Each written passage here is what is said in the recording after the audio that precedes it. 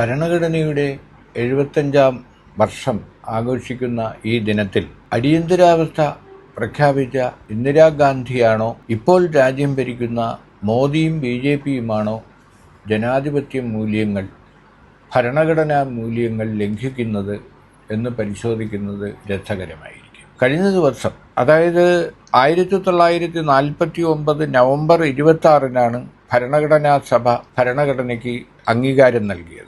50 ജനുവരി 26-ന് ഒപ്പുവെക്കുകയും ചെയ്തു. അപ്പോൾ ആ വാർഷികം, അതിൻ്റെ 75-ാം വാർഷികം ആഘോഷിക്കുന്നതിന് തലേ ദിവസം സുപ്രീം കോടതി പുറപ്പെടുവിച്ച ഒരു വിധി കൂടി നാം പരിശോധിക്കേണ്ടതുണ്ട്.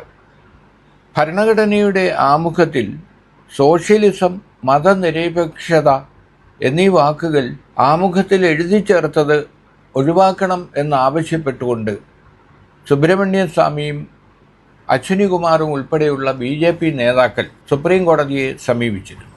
സുപ്രീം കോടതി കഴിഞ്ഞ ദിവസമാണ് അത് തള്ളിക്കൊണ്ട് ഉത്തരവിട്ടത്.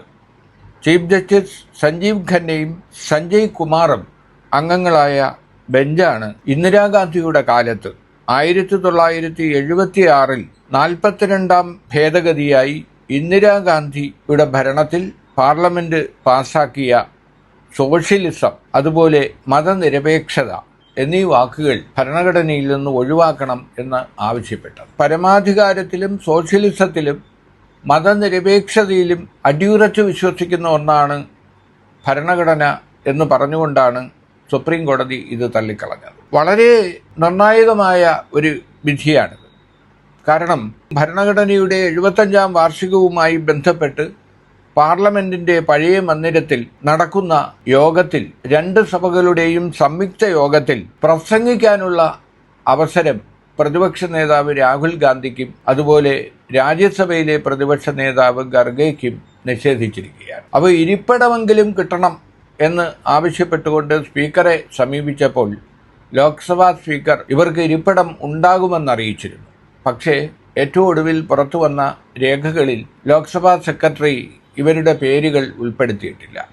ആലോചിച്ചു നോക്കൂ, നമ്മുടെ ഭരണഘടന ഉയർത്തിപ്പിടിക്കുന്ന ജനാധിപത്യ മൂല്യങ്ങൾ 75-ാം വർഷം ആഘോഷിക്കുമ്പോൾ പോലും നമ്മുടെ രാജ്യത്ത് നടപ്പിലാക്കുന്നില്ല എന്നത് എത്ര ഖേദകരമാണ്. അപ്പോൾ അടിയന്തരാവസ്ഥ കാലത്ത് എഴുതി ചേർത്തതുകൊണ്ട് മാത്രം ഇന്ദിരാ സർക്കാരിന് അതിനുള്ള അധികാരമില്ല എന്ന് വാദിച്ചുകൊണ്ടാണ് സുബ്രഹ്മണ്യ സ്വാമിയും മറ്റും സുപ്രീം കോടതിയെ സമീപിച്ചത്. ആലോചിച്ചു നോക്കൂ, ഇന്ത്യൻ ഭരണഘടനയുടെ മുഖമുദ്ര തന്നെയാണ് മതേതരത്വവും സോഷ്യലിസവും. അപ്പോൾ ആ 2 വാക്കുകൾ ആമുഖത്തിൽ നിന്ന് മാറ്റണം എന്നുള്ള ആവശ്യം ഉന്നയിച്ചത് BJP നേതാക്കളാണ്.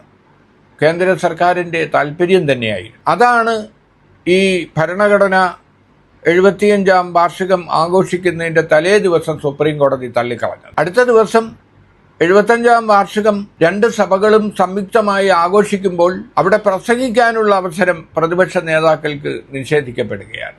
അതിന് പറയുന്ന ന്യായം പ്രധാനമന്ത്രിയും അവിടെ പ്രസംഗിക്കുന്നില്ല, രാഷ്ട്രപതി മാത്രമേ പ്രസംഗിക്കുന്നുള്ളൂ എന്നാണ്. അതാകട്ടെ, അങ്ങനെയാണെങ്കിൽ ലോക്സഭയിലെയും രാജ്യസഭയിലെയും പ്രതിപക്ഷ നേതാക്കൾക്ക് ഇരിക്കാനുള്ള അവസരമെങ്കിലും ഇരിപ്പിടമെങ്കിലും നൽകാനുള്ള ജനാധിപത്യ മര്യാദ ഭരിക്കുന്ന കക്ഷിക്ക് ഉണ്ടാകേണ്ടതല്ലേ?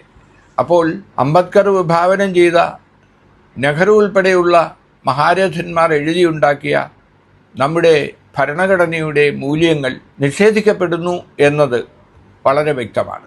അപ്പോൾ പ്രഖ്യാപിത അടിയന്തരാവസ്ഥയേക്കാൾ മോശമായ ഒരവസ്ഥ തന്നെയാണ് നമ്മുടെ രാജ്യത്ത് നിലനിൽക്കുന്നത് എന്ന് വ്യക്തം.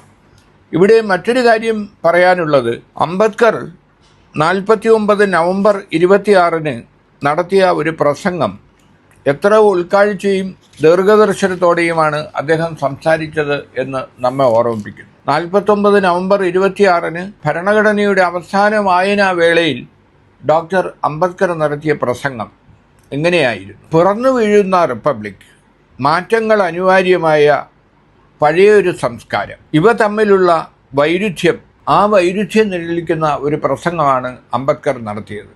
അദ്ദേഹം അന്ന് പറഞ്ഞത്, രാഷ്ട്രീയത്തിൽ തുല്യത ഉണ്ടാകും, സാമൂഹിക സാമ്പത്തിക ജീവിതത്തിൽ തുല്യത അവശേഷിക്കുക തന്നെ ചെയ്യും. അസമത്വമായിരിക്കും ജനാധിപത്യം ഇന്ത്യൻ മണ്ണിലെ ഒരു അലങ്കാരം മാത്രമാണ്.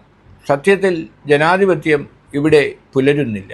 ഗ്രാമങ്ങൾ പ്രാദേശികതയിൽ നിന്ന് മോചനമില്ലാതെ നിൽക്കുകയാണ്. അജ്ഞത, ഇടുങ്ങിയ മനസ്സ് ഇവയാണ് മനുഷ്യരെ നയിക്കുന്നത്. ജാതീയത നിറഞ്ഞു നിൽക്കുന്നതാണ് നമ്മുടെ ഗ്രാമങ്ങൾ. ആലോചിച്ചു നോക്കൂ, അംബേദ്കർ 75 വർഷം മുമ്പ് നടത്തിയ ആ പ്രസംഗം ഇന്നും നമ്മുടെ ഇന്ത്യൻ ഗ്രാമങ്ങൾക്ക്, ഇന്ത്യൻ ഭരണ സംവിധാനത്തിന് യോജിക്കുന്ന പരാമർശങ്ങളാണ്.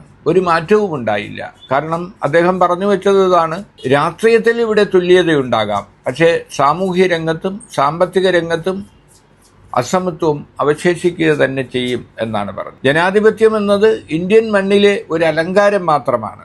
സത്യത്തിൽ ഇവിടെ ജനാധിപത്യം യാഥാർത്ഥ്യമാവുന്നില്ല.